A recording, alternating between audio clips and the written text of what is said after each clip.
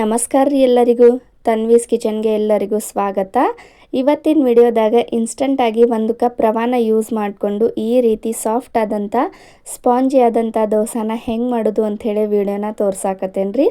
ಒಮ್ಮೆ ನೀವು ಈ ದೋಸೆನ ಮಾಡಿದ್ದ ಆದ್ರ ವಾರದಲ್ಲಿ 3 ರಿಂದ 4 ಸರ್ತಿ ಇದೇ ದೋಸೆನ ಮಾಡಿಕೊಂಡು ತಿಂತೀರಾ. ಅಷ್ಟೊಂದು ರುಚಿಯಾಗಿರುತ್ತೆ ಮತ್ತು ಅಷ್ಟೊಂದು ಸಾಫ್ಟ್ ಆಗಿ ಬರ್ತೈತ್ರಿ. ಮನೆಯಲ್ಲಿ ಚಿಕ್ಕ ಮಕ್ಕಳು ಮತ್ತು ವಯಸ್ಸಾದವರು ಇದ್ರೆ ಅವರಿಗಂತೂ ಪರ್ಫೆಕ್ಟ್ ಆದಂತ ದೋಸೆ ಅಂತಾನೆ ಹೇಳ್ಬೋದು.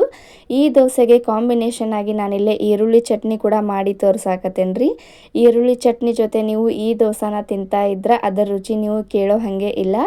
ಮಾಡಿದ್ಮೇಲೆ ನೀವೇ ಕಮೆಂಟ್ ಮಾಡಿ ಹೇಳ್ತೀರಿ ಸೂಪರ್ ಅಂತ ಹೇಳಿ. ಬರೀ ಹಂಗಿದ್ರೆ ವಿಡಿಯೋನ ಸ್ಟಾರ್ಟ್ ಮಾಡೋಣ.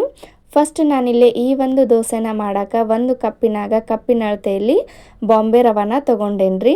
ನೋಡ್ರಿ ಇವಾಗ ಈ ರವಕ್ಕೆ ನಾನು ರವಾ ಮುಳುಗುವಷ್ಟು ನೀರನ್ನ ಹಾಕಿ ಇದನ್ನ ನೀಟಾಗಿ ಮಿಕ್ಸ್ ಮಾಡಿ ಒಂದು ಮುಚ್ಚಳನ ಮುಚ್ಚಿ ಒಂದು 10 ರಿಂದ 15 ನಿಮಿಷ ನೆನೆಯೋದಕ್ಕೆ ಇಡಬೇಕಾಗ್ತೈತಿ. ನೀವು ಈ ರವಾ ಬದಲಿಗೆ ಬೇಕಿದ್ರೆ ಚಿರೋಟಿ ರವಾನು ಯೂಸ್ ಮಾಡ್ಕೊಳ್ಬೋದು. ಇಲ್ಲಾಂದ್ರೆ ಇದಕ್ಕಿಂತ ಸ್ವಲ್ಪ ದಪ್ಪ ರವೆ ಬರ್ತೈತಿ ಕೇಸರಿ ರವಾ ಅಂಥೇಳಿ, ಅದನ್ನು ಕೂಡ ಯೂಸ್ ಮಾಡಿಕೊಂಡು ಆರಾಮಾಗಿ ಈ ಒಂದು ದೋಸೆನ ಮಾಡ್ಕೊಳ್ಬೋದು. ಇವಾಗ ನೋಡ್ರಿ ನಾನು ಯಾವ ಕಪ್ನಾಗ ರವಾನ ತೊಗೊಂಡಿದ್ನಲ್ಲ ಸೇಮ್ ಅದೇ ಕಪ್ನಾಗ 1 ಕಪ್ ಆಗುವಷ್ಟು ನಾನಿಲ್ಲಿ ಅವಲಕ್ಕಿನ ತೊಗೊಳಕತ್ತೇನ್ರಿ. ಈ ಅವಲಕ್ಕಿನ ಒಂದು 2 ರಿಂದ 3 ಸರ್ತಿ ಕ್ಲೀನಾಗಿ ವಾಶ್ ಮಾಡಿ ತೊಗೊಂಡು ಬರಬೇಕು. ಇವಾಗ ನೋಡ್ರಿ ನಾನು ಯಾವ ಕಪ್ನಾಗ ಅವಲಕ್ಕಿ ರವಾನ ತೊಗೊಂಡಿದ್ನಲ್ಲ ಸೇಮ್ ಅದೇ ಕಪ್ನಾಗ ಅರ್ಧ ಕಪ್ ಆಗುವಷ್ಟು ನಾನಿಲ್ಲೇ ಮೊಸರನ್ನ ತೊಗೊಳಕತ್ತೇನ್ರಿ. ಇದಕ್ಕೆ ಸ್ವಲ್ಪ ನೀರನ್ನ ಮಿಕ್ಸ್ ಮಾಡಿಕೊಂಡು ಅವಲಕ್ಕಿ ಮೊಸರು ಮತ್ತು ನೀರನ್ನು ನೀಟಾಗಿ ಈ ರೀತಿ ಮಿಕ್ಸ್ ಮಾಡಿ ಇದನ್ನು ಕೂಡ ಒಂದು 10 ರಿಂದ 15 ನಿಮಿಷ ನೆನೆಯೋದಕ್ಕೆ ಇಡಬೇಕಾಗ್ತೈತಿ. ಇವಾಗ ನೋಡ್ರಿ ರವಾ ಮತ್ತು ಅವಲಕ್ಕಿ ನೆನೆಯೋ ಮಟ್ಟ ಅದಕ್ಕೆ ಬೇಕಾಗಿರುವಂಥ ಸೂಪರ್ ಆದಂಥ ಈರುಳ್ಳಿ ಚಟ್ನಿನ ಹೆಂಗೆ ಮಾಡೋದು ಅಂಥೇಳಿ ವಿಡಿಯೋನ ನೋಡ್ಕೊಂಡು ಬರೋಣ. ಫಸ್ಟ್ ನಾನಿಲ್ಲಿ ಸ್ಟವ್ನ ಆನ್ ಮಾಡಿಬಿಟ್ಟು ಒಂದು ಪ್ಯಾನ್ನ ಬಿಸಿ ಮಾಡೋಕ್ಕಿಟ್ಟು ಪ್ಯಾನ್ ಬಿಸಿಯಾಗಿಂದ ಅದಕ್ಕೆ 2 ಟೀ ಸ್ಪೂನಷ್ಟು ಎಣ್ಣೆನ ಸೇರಿಸ್ಕೊಂಡು ಎಣ್ಣೆ ಕಾದ ನಂತರ ಅರ್ಧ ಟೀ ಸ್ಪೂನಷ್ಟು ಸಾಸಿವೆ ಮತ್ತು ಅರ್ಧ ಟೀ ಸ್ಪೂನಷ್ಟು ಜೀರಿಗೆ, 2 ಮೀಡಿಯಮ್ ಸೈಜ್ ಈರುಳ್ಳಿನ ನಾನು ಈ ರೀತಿ ಸ್ಲೈಸ್ ಆಗಿ ಕಟ್ ಮಾಡಿ ಇಟ್ಕೊಂಡು ಸೇರಿಸ್ಕೊಳಕತ್ತೇನ್ರಿ. ಈ ಈರುಳ್ಳಿನ ಉರಿನ ಲೋ ಟು ಮೀಡಿಯಂ ಫ್ಲೇಮ್ನಲ್ಲಿ ಇಟ್ಕೊಂಡು ನೀಟಾಗಿ ಫ್ರೈ ಮಾಡ್ಕೊಳ್ಬೇಕು. 2 ರಿಂದ 3 ನಿಮಿಷ ಫ್ರೈ ಮಾಡ್ಕೊಳ್ಬೇಕಾಗ್ತೈತ್ರಿ. ಅಂದ್ರೆ ಈರುಳ್ಳಿ ಹಸಿ ವಾಸನೆ ಎಲ್ಲ ಹೋಗಿ ಸ್ವಲ್ಪ ಕಲರ್ ಚೇಂಜ್ ಆಗಬೇಕು. ಇವಾಗ ನೋಡ್ರಿ ಈ ಈರುಳ್ಳಿಗೆ ನಾನು ಸ್ವಲ್ಪ ಆಗುವಷ್ಟು ಬೆಳ್ಳುಳ್ಳಿ ಹೆಸರನ್ನ ಸೇರಿಸ್ಕೊಂಡು ಅದನ್ನು ಕೂಡ ನೀಟಾಗಿ ಫ್ರೈ ಮಾಡ್ಕೊಳಕತ್ತೇನಿ. ನೋಡ್ರಿ ಈ ರೀತಿ ಸ್ವಲ್ಪ ಕಲರ್ ಚೇಂಜ್ ಆಗೋ ತನಕ ನಾವು ಫ್ರೈ ಮಾಡಬೇಕಾಗ್ತೈತಿ. ಇವಾಗ ಅದಕ್ಕೆ 1 ಇಂಚ್ ಆಗುವಷ್ಟು ನಾನಿಲ್ಲೇ ಹಸಿ ಶುಂಠಿನ ಸೇರಿಸ್ಕೊಂಡು ಅದನ್ನು ಕೂಡ ನೀಟಾಗಿ ಫ್ರೈ ಮಾಡ್ಕೊಳಕತ್ತೇನಿ. ಸ್ವಲ್ಪ ಕಲರ್ ಚೇಂಜ್ ಆಗಿಂದ ಇದಕ್ಕೆ ಸ್ವಲ್ಪ ಫ್ರೆಶ್ ಆಗಿರುವಂಥ ಕೊತ್ತಂಬರಿ ಸೊಪ್ಪನ್ನು ಸೇರಿಸ್ಕೊಂಡು ನೀಟಾಗಿ ಉರಿನ ಲೋ ಟು ಮೀಡಿಯಂ ಫ್ಲೇಮ್ನಲ್ಲಿ ಇಟ್ಕೊಂಡು ಫ್ರೈ ಮಾಡ್ಕೊಳ್ಬೇಕು.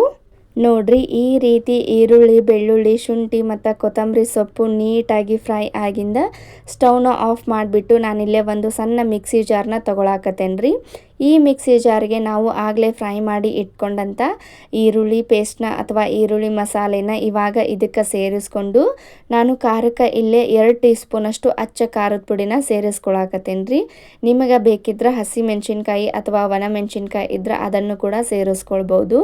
ನೋಡ್ರಿ ಇವಾಗ ನಾನಿಲ್ಲೇ 1.5 ಟೀ ಸ್ಪೂನಷ್ಟು ಅಚ್ಚ ಖಾರದ ಪುಡಿನ ಸೇರಿಸ್ಕೊಂಡು ರುಚಿಗೆ ಎಷ್ಟು ಬೇಕೋ ಅಷ್ಟು ನೋಡ್ಕೊಂಡು ಉಪ್ಪನ್ನು ಸೇರಿಸ್ಕೊಂಡು ಸ್ವಲ್ಪ ನೀರನ್ನ ಸೇರಿಸ್ಕೊಂಡು ಇದನ್ನು ಪೂರ್ತಿ ನೈಸ್ ಆಗಿ ಈ ರೀತಿ ಪೇಸ್ಟ್ ಮಾಡ್ಕೊಂಡು ತಗೊಂಡು ಬರಬೇಕು. ಇದಕ್ಕೆ ನಿಮ್ಗೆ ಬೇಕಂದ್ರೆ ಒಗ್ಗರಣೆನ ಕೊಟ್ಕೊಳ್ಬೋದು, ಇಲ್ಲಾಂದ್ರೆ ಹಂಗೆ ಕೂಡ ನೀವು ಸರ್ವ್ ಮಾಡ್ಕೊಳ್ಬೋದು. ತುಂಬ ಅಂದರೆ ತುಂಬಾ ಟೇಸ್ಟಿಯಾಗಿರುತ್ತೆ ರೀ ಈ ದೋಸೆ ಜೊತೆ ಅಂತೂ ಹೇಳಿ ಮಾಡಿಸಿದಂಥ ಚಟ್ನಿ. ಇವಾಗ ನಾನು ಕೂಡ ಇಲ್ಲಿ ಇದಕ್ಕೆ ಒಂದು ಪುಟ್ಟದಾಗಿ ಒಗ್ಗರಣೆನ ಕೊಟ್ಕೊಳಕತ್ತೇನಿ. ಸ್ವಲ್ಪ ಎಣ್ಣೆನ ಕಾಯಿಸ್ಬಿಟ್ಟು ಅದಕ್ಕೆ ಕರಿಬೇವು ಸೊಪ್ಪು ಮತ್ತು ಸ್ವಲ್ಪ ಜೀರಿಗೆ ಸಾಸಿವೆನ ಸೇರಿಸ್ಕೊಂಡು ಈ ರೀತಿ ನೀಟಾಗಿ ಒಗ್ಗರಣೆ ಕೊಟ್ಕೊಂಡ್ರೆ ರುಚಿಯಾದಂಥ ಈರುಳ್ಳಿ ಚಟ್ನಿ ರೆಡಿ ಆಯಿತು. ಈ ಕಡೆ ಚಟ್ನಿನೂ ರೆಡಿ ಆಯಿತು, ಆ ಕಡೆ ರವಾ ಮತ್ತು ಅವಲಕ್ಕಿ ಕೂಡ ನೆಂದಿರ್ತೈತಿ. ನೋಡ್ರಿ ಇವಾಗ ನಾನಿಲ್ಲೇ ರವಾನ ತೋರ್ಸಾಕತ್ತೇನಿ. ಪೂರ್ತಿಯಾಗಿ ರವಾ ನೆಂದೈತಿ, ಒಂದು 10 ನಿಮಿಷ ನೆನೆದ್ರೆ ಸಾಕು. ಇವಾಗ ಇದನ್ನ ಒಂದು ಮಿಕ್ಸಿ ಜಾರ್ ಒಳಗೆ ಸೇರಿಸ್ಕೊಳ್ಬೇಕು. ನೋಡ್ರಿ ಇವಾಗ ನಾನು ನೆನೆದಿರುವಂಥ ರವಾನ ಒಂದು ಮಿಕ್ಸಿ ಜಾರ್ ಒಳಗೆ ಸೇರಿಸ್ಕೊಳಕತ್ತೇನಿ. ಈ ರೀತಿ ಒಂದು ಮಿಕ್ಸಿ ಜಾರ್ ಒಳಗೆ ಈ ರವಾನ ಸೇರಿಸ್ಕೊಂಡು ಮತ್ತು ಅವಲಕ್ಕಿ ಮೊಸರನ್ನು ನೆನೆಯೋದಕ್ಕೆ ಇಟ್ಟಿದ್ವಲ್ಲ ಅದು ಕೂಡ ನೆಂದಿರ್ತೈತಿ. ಅದನ್ನು ಕೂಡ ಇವಾಗ ಇದಕ್ಕೆ ಸೇರಿಸ್ಕೊಂಡು ಎಷ್ಟು ಬೇಕೋ ಅಷ್ಟು ನೀರನ್ನ ಸೇರಿಸ್ಕೊಂಡು ಇದನ್ನು ಪೂರ್ತಿ ನೈಸಾಗಿ ರುಬ್ಕೊಂಡು ತೊಗೊಂಡು ಬರಬೇಕು. ಸ್ವಲ್ಪ ಕೂಡ ತರಿಯಾಗಿ ಇರಬಾರ್ದು ರೀ, ಪೂರ್ತಿ ನೈಸಾಗಿ ಇದು ಪೇಸ್ಟ್ ಆಗಬೇಕು ನೋಡ್ರಿ. ಇವಾಗ ಇದಕ್ಕೆ ನಾನು ರುಚಿಗೆ ಎಷ್ಟು ಬೇಕೋ ಅಷ್ಟು ಉಪ್ಪನ್ನು ಸೇರಿಸ್ಕೊಳಕತ್ತೇನೆ ಮತ್ತು ಕಲರ್ಗೋಸ್ಕರ ನಾನಿಲ್ಲೇ ಒಂದು ಅರ್ಧ ಟೀ ಸ್ಪೂನಷ್ಟು ಸಕ್ಕರೆನ ಸೇರಿಸ್ಕೊಂಡು ಸ್ವಲ್ಪ ನೀರನ್ನ ಇದಕ್ಕೆ ಆ್ಯಡ್ ಮಾಡಿಕೊಂಡು ಇದನ್ನು ಪೂರ್ತಿ ನೈಸಾಗಿ ರುಬ್ಕೊಂಡು ತೊಗೊಂಡು ಬರಾಕತ್ತೇನೆ.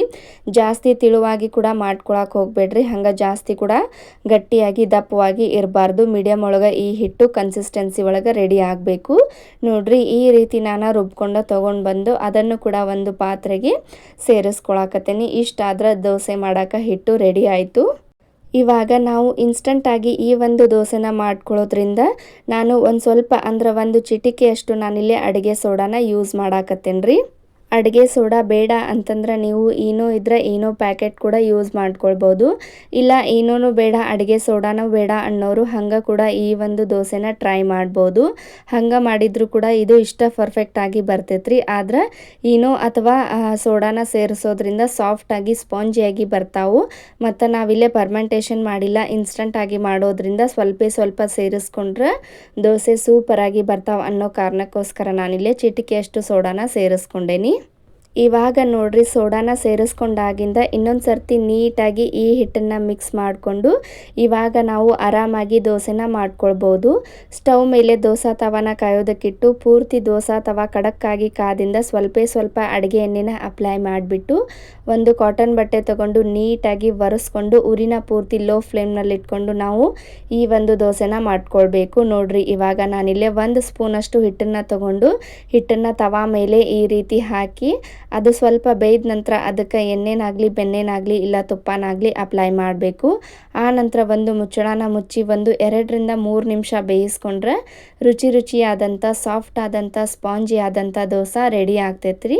ಇದನ್ನು ನೀವು ಬೇಕಂದ್ರೆ 2 ಬದಿಗೂ ಬೇಯಿಸ್ಕೊಳ್ಬೋದು, ಇಲ್ಲ ಅಂದ್ರೆ ಒಂದೇ ಬದಿಗೂ ಕೂಡ ಬೇಯಿಸ್ಕೊಳ್ಬೋದು. ನೋಡ್ರಿ ಎಷ್ಟು ದೋಸೆ ಪರ್ಫೆಕ್ಟಾಗಿ ಬಂದೈತೆ ಅಂಥೇಳಿ ನೀವು ನೋಡತ್ತಿರ್ಬೋದು. ಎಷ್ಟು ಸ್ಪಾಂಜಿಯಾಗಿ ಸಾಫ್ಟಾಗಿ ಈ ಒಂದು ದೋಸೆ ಬರ್ತೈತಂದ್ರೆ ನೀವು ನಂಬಂಗೇ ಇಲ್ಲ ಇನ್ಸ್ಟಂಟಾಗಿ ಮಾಡಿರೋ ಈ ದೋಸೆ ಅಂಥೇಳಿ. ಮನ್ಯಾಗ ವಯಸ್ಸಾದವರು ಮತ್ತು ಚಿಕ್ಕ ಮಕ್ಕಳು ಇದ್ರೆ ಖಂಡಿತ ಈ ಒಂದು ರೆಸಿಪಿನ ನೀವು ಟ್ರೈ ಮಾಡಿ ನೋಡ್ರಿ.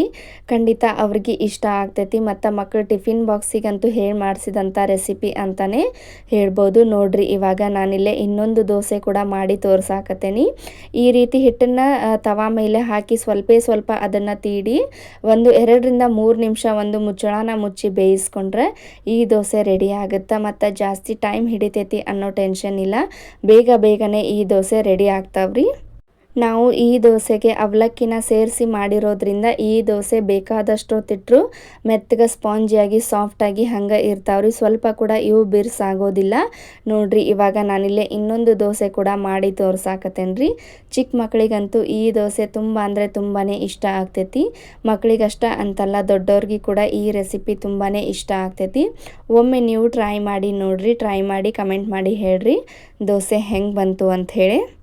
ಇದಕ್ಕೆ ನೀವು ಕಾಂಬಿನೇಷನ್ ಆಗಿ ಈರುಳ್ಳಿ ಚಟ್ನಿನೇ ಮಾಡಬೇಕಂತೇನಿಲ್ಲ, ಕೊಬ್ಬರಿ ಚಟ್ನಿ ಕೂಡ ಮಾಡ್ಕೊಳ್ಬೋದು ಅಥವಾ ಟೊಮ್ಯಾಟೊ ಚಟ್ನಿ ಕೂಡ ಮಾಡ್ಕೊಳ್ಬೋದು. ಆದರೆ ಈರುಳ್ಳಿ ಚಟ್ನಿ ಇದಕ್ಕೆ ಸೂಪರಾಗಿ ಇರ್ತೈತ್ರಿ. ಒಮ್ಮೆ ನೀವು ಈರುಳ್ಳಿ ಚಟ್ನಿ ಜೊತೆ ಈ ಸಾಫ್ಟ್ ಆದಂಥ ಸ್ಪಾಂಜಿ ಆದಂಥ ದೋಸೆನ ಮಾಡಿ ನೋಡ್ರಿ. ಈ ದೋಸೆ ಈ ರೆಸಿಪಿ ಈ ವಿಡಿಯೋ ನಿಮ್ಗೆ ಇಷ್ಟ ಆಗಿದ್ರೆ ಅಥವಾ ಸ್ವಲ್ಪನಾದರೂ ಯೂಸ್ಫುಲ್ ಅನಿಸಿದ್ರೆ ನಮ್ಮ ಚಾನಲ್ಗೆ ಯಾರಾದರೂ ಫಸ್ಟ್ ಟೈಮ್ ವಿಸಿಟ್ ಮಾಡಿದ್ರೆ ಚಾನಲ್ನ ಸಬ್ಸ್ಕ್ರೈಬ್ ಮಾಡ್ಕೊರಿ. ಹಂಗೆ ನಿಮ್ಗೆ ರೆಸಿಪಿ ಇಷ್ಟ ಆಗಿದ್ರೆ ಒಂದು ಲೈಕ್ ಕೊಡ್ರಿ. ಇದೇ ರೀತಿ ವಿಡಿಯೋಸ್ನ ನೋಡ್ಕೊತ ಇರಿ. ಮತ್ತು ಮುಂದಿನ ವಿಡಿಯೋದಾಗ ಇನ್ನೊಂದು ಸೂಪರ್ ಆಗಿರೋ ರೆಸಿಪಿ ಜೊತೆ ಸಿಗೋಣ್ರಿ. ಖಂಡಿತ ಈ ಒಂದು ರೆಸಿಪಿನ ಈ ಒಂದು ದೋಸೆ ರೆಸಿಪಿನ ಎಲ್ಲರೂ ಟ್ರೈ ಮಾಡಿ ನೋಡ್ರಿ. ಕಮೆಂಟ್ ಮಾಡಿ ಹೇಳ್ರಿ ದೋಸೆ ಹೆಂಗೆ ಬಂತು ಅಂಥೇಳಿ. ಎಲ್ಲರಿಗೂ ಬಾಯ್ ರೀ.